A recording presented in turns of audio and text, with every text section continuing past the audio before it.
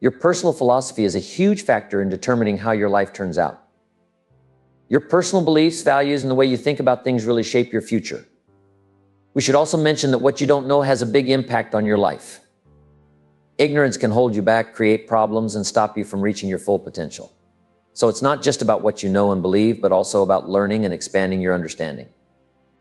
Many years ago, my father taught me that I should aim to be debt-free and not owe anyone anything. Both my mother and father lived by this principle. When I inherited their estate, which included the land, house, buildings, cars, and everything else, do you know how much debt was left? Absolutely nothing. Not a single penny was owed. Having everything free and clear with no one able to make a claim on what you own is an amazing feeling. One day you can become financially independent and live off the income from your own resources. My definition of financial independence is being able to live from the income of your personal assets.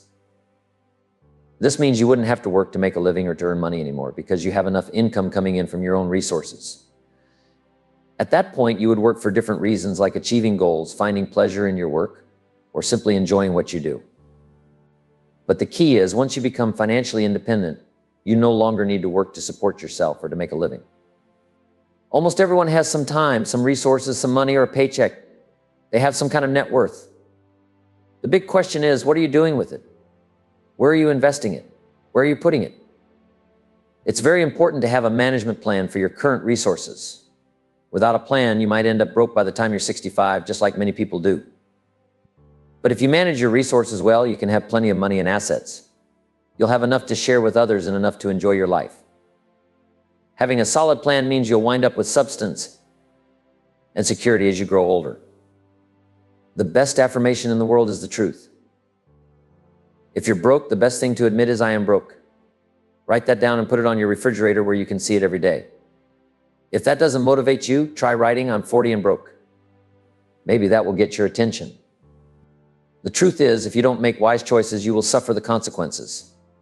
We often find ourselves in a mess because of things that have happened, things we weren't clear about, and things we let slide. That's the reality. There's nothing wrong with admitting the truth. In fact, it's the first step to fixing the problem. The good news is you can turn your situation around. Once you face the truth, you can start making better choices and improving your life. Everybody hopes. Poor people hope. That should tell you something important. There are so many things you need to work on in life. If you don't start working on them now, time will pass by, and before you know it, 5 years will have gone by. If you don't take action, you might end up living a life you don't want. You could find yourself wearing clothes you don't like, driving a car you don't want, and being someone you don't want to be. Now's the time to fix it. Some people say, I have plenty of time to worry about that later, but the truth is, they probably won't get around to it. Don't wait. Start working on your goals and dreams now so you can create the future you want. Now, how can you make $4,000 a month and still go broke? It's simple, spend $5,000. It's not a good plan, but it's easy to do. When you make mistakes with your money early on, those mistakes can keep you from having a rich life. Instead of having lots of money, you'll end up with just a little.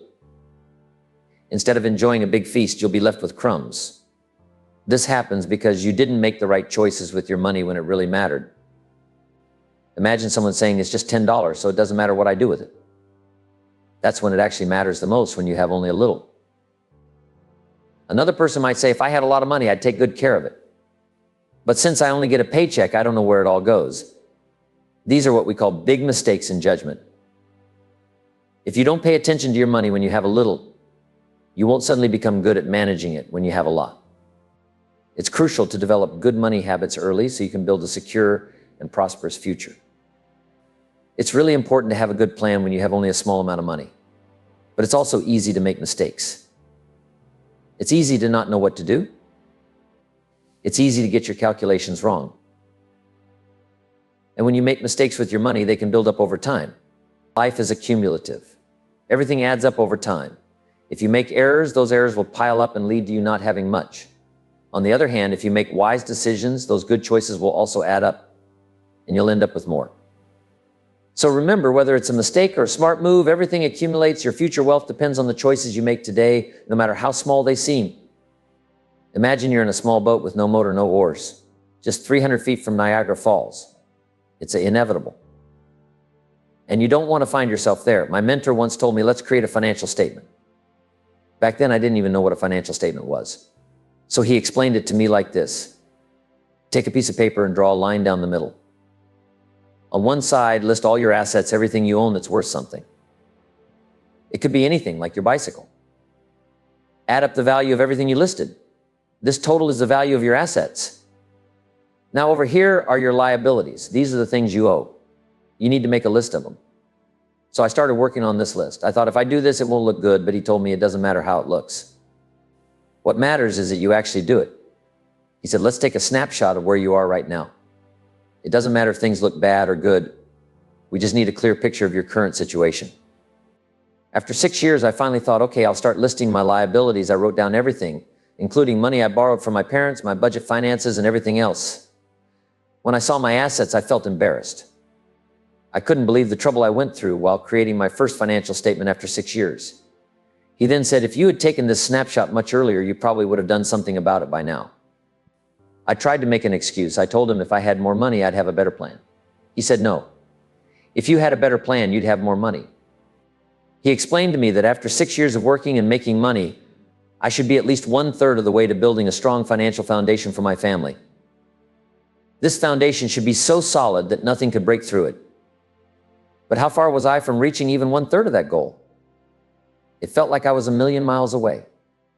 My mentor told me it's not about how much money you have. What really matters is having a good plan. So Mr. Schoaf began asking me tough questions when I was 25 years old. He wanted to know about my money, my resources, and my investments. He asked me how I wanted to live. He explained that how you live depends on your personal lifestyle choices. There is a big difference between living modestly and living extravagantly. If you want to live an extravagant life using the income from your personal resources, you would need to have a lot more resources. But if you prefer to live a modest life, and if that suits you, modest in terms of the money needed to support your daily living, it doesn't require as much. Living modestly doesn't mean you don't have big goals. It just means you don't need a huge amount of money to live comfortably. For example, you don't need $100 million, $50 million, or even $1 million. If you had enough money to generate an income of $120,000 a year, you could live quite well, even after paying taxes. So the amount of personal resources you need depends on the lifestyle you choose. If you want a simpler life, you need less. If you want more luxury, you need more. It all comes down to what kind of life you want to live. But it all depends on how you want to live. If you dream of having a mansion in every major city in the world, you'll need a lot more personal resources. But if you want to be free from anyone having a financial claim on you and you want to live comfortably, you only need a certain amount of personal resources. To live freely and comfortably, you need enough money to generate an income that supports your lifestyle. You don't need a massive fortune for this. You just need enough to cover your expenses and allow you to live without financial stress. This idea of having enough resources to live comfortably and independently without worrying about money is what we call financial independence. Financial independence means having the freedom to live your life on your own terms without being tied down by financial worries or obligations. Whether you choose a modest lifestyle or a more luxurious one, achieving financial independence gives you the freedom and peace of mind to enjoy life as you wish. Money is always available, whether you choose to spend it or invest it. For example, there's a book on how to get rich that costs $20. Some people might say a poor person can't afford that book, but think about it this way. The book costs the same as about 7 Coca-Colas. So you can either spend the money on the 7 Coca-Colas or on the $20 book that teaches you how to get rich. Everyone has money, but what you choose to do with it makes the difference. This choice is based on your mindset and philosophy, not your financial situation. That's why it's so important to keep learning throughout your life. Learning shouldn't stop when you finish college or university. Continuing to educate yourself can change your thinking and improve your financial decisions. Whether it's through books, courses, or other resources, staying committed to learning can help you make smarter choices with your money.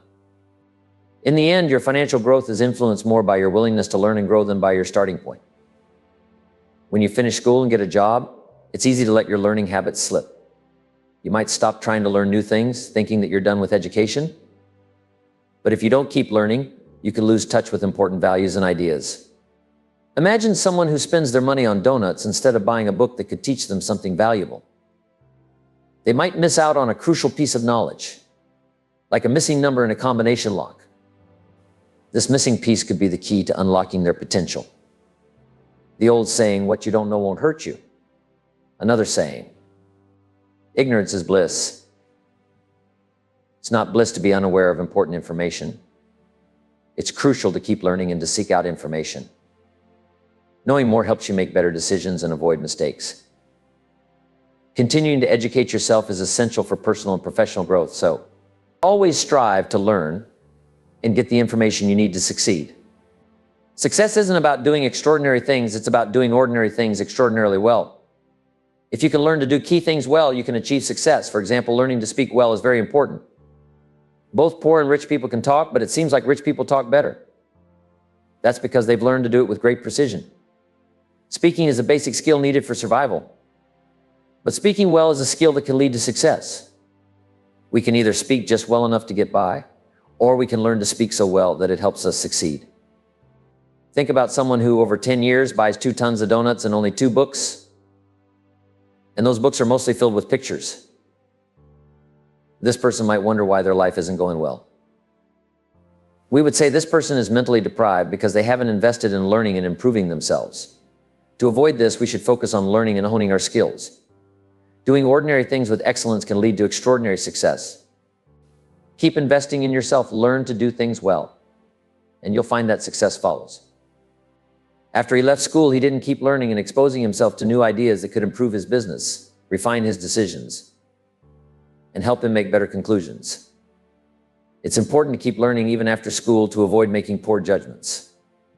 Most people end up average at age 40 instead of rich because they make mistakes with their money. They don't make the right decisions about how to use it. To become wealthy, you need to educate yourself. This self-education helps you increase your income and grow your business. By continuing to learn, you become more valuable and productive. You can contribute more to your family, community, and country. So keep learning to improve your judgment, make better decisions, and achieve greater success. To succeed, you need to work hard on developing your skills and educate yourself. If you want to go from being average to wealthy, you must get serious about it. That's the most important thing. There's no substitute for seriousness. You don't have to be gloomy, but you must be dedicated and focused. Planning the next 5 or 10 years of your life is incredibly important. Think about what you want to achieve economically. Where do you want to go? What do you want to become? What do you want to have? What would you like to share with others? How much money would you like to earn? How far do you want to go in your career and life? These are some of the key questions you need to ask yourself. Taking the time to answer these questions and plan your future helps you stay focused and motivated. It gives you a clear direction and helps you make the right decisions to achieve your goals. So get serious about your future, plan it out carefully, and work hard to develop the skills you need to succeed. To make everything turn out the way you want in the next 5 or 10 years, you need to get serious. Here's how to do it. Start with a plan and then adjust it as you go along. Change the plan based on what you need or what you dream of achieving. If you're starting a bit late, you might need to put in extra effort compared to others. But if you begin planning at age 15, it's possible to figure out how to become financially independent by age 35 or 40 at the latest. This is assuming you have an average income and it increases every year. The key is having a good plan and sticking to it, making changes as needed along the way. You should try doing something like this. The next time you pay a bill of $100, include a note that says, "I am happy to send you this $100. Find joy in paying your bills because it means your assets are increasing and your debts are decreasing. You are on a new path now, and you won't go back to the old way of doing things." By taking pleasure in managing your finances and paying your bills, you reinforce a positive mindset. Celebrate every step that improves your financial situation and keeps you on track towards your goals. This positive attitude will help you stay motivated and committed to your new financial journey. Someone might ask, can paying $100 really make a difference? The answer is yes, because it allows you to practice a new method and a new attitude. It's not just about using a new approach. It's also about adopting a positive mindset. When you combine a good method with a positive attitude, you can achieve amazing results. Paying that $100 with joy helps you develop the habit of managing your finances well and feeling good about it.